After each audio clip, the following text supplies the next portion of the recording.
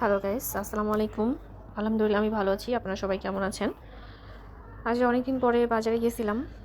বাজারে গেলাম, মুদি দোকানে গেছিলাম যে ওখান থেকে কিছু কেনাকাটা করলাম। সামান্য কিছু কিনে সেখান থেকে আমি বাজারের ভিতরে চলে গেলাম। বাজারের ভিতরে গিয়ে বাজার করার জন্য ডিম কিনেছি, মাছ কিনেছি, মুরগি কিনেছি, সবজি কিনেছি।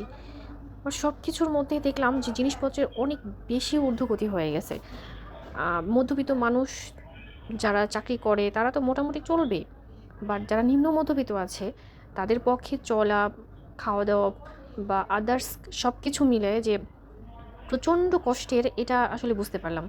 কারণ মানুষ হচ্ছে কতটুকু ইনকাম করে, এখন মানুষ হচ্ছে যতটা দাম বেড়েছে জিনিসপত্রের, দ্রব্যমূল্যে যতটা দাম বেড়েছে তার থেকে মানুষের ইনকাম অনেক কম, অনেক কম। যদিও সেই এফোর্টটা মানুষ দিলেও সেই অনুযায়ী তার ব্যালেন্সটা আসছে না। মানুষ কি খাবে, মানে কিভাবে চলবে এত দাম হলে? আমি নিজেই জাস্ট অবাক হয়ে গেছি যে জিনিসপত্রের এত দাম দেখে কিভাবে পসিবল, মানুষ কি করবে। যাই হোক, অনেক বাজার টাজার করলাম, বাসায় আসছি। বাসায় এসে আমার হাজব্যান্ড বললো যে মুরগি আর খিচুড়ি রান্না করতে। তো ভাবলাম ঠিক আছে, আমি একটু ঝোল খিচুড়ি যেটা বলে আর কি, একটু নরম নরম ঝোল ঝোল থাকে, ওইটা রান্না করলাম। কিছু সবজি দিয়ে ডাল টাল দিয়ে সব কিছু দিয়ে বসিয়ে দিয়েছি। যদিও ফার্স্টবার আমি রান্না করেছি, কিন্তু টেস্টটা ভালোই হয়েছে। ফার্স্টবার রান্না করেছি বলে খারাপ হবে এটা না, মাশাআল্লাহ ভালোই হয়েছে। সে খেয়ে বলেছে যে না, ভালো হয়েছে। আর হচ্ছে দেশি মুরগি রান্না করেছিলাম। আমাদের ওইদিকে এইভাবে মুরগিটা খায় যে দেশি মুরগি নারকেল দিয়ে খায়। এটা মাগুরা, ঝিনাইদহ, যশোর, হচ্ছে দক্ষিণ পশ্চিম এলাকার মানুষ হয়তো বলতে পারবে, খেয়েছে হয়তো।